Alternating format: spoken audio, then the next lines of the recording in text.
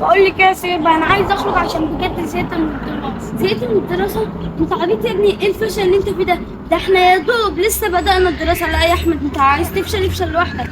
انا مش ناوي افشل خالص، انا ناوي اذاكر واجتهد واعمل كل اللي عليا عشان اجيب مجموع حلو واجيب شهادة حلوة، عشان ماما وبابا يفرحوا بيا وما يزعلوش مني زي السنة اللي فاتت. ايه الفشل ده؟ انت عايز تفشل افشل لوحدك، انا ماليش دعوة. يعني انت عايزه تفهمينا سيرت ولا تزوج ولا تاخد خطوط ولا تعمل حاجه في الحاجات التانية؟ مش لا يا عم، انا كنت على الكلام ده، انا مش هعمل كده تاني. انا عايزه ابقى شاطره، مش عايزه افشل زيك. لا، انت عايز تفشل افشل لوحدك. انا عايزه ابقى شاطره عشان اجيب درجه حلوه وتعجب ماما كده بقى وتكافئني. انت عايز تفشل براحتك، انا ماليش دعوه بيك. خلاص يا ستي، هنشوف. انا اصلا ماشيه عشان اروح اذاكر. يلا باي نشوف باي. مين اللي هيفشل. يلا ماشي، بقى ماشي. نمشي. باي.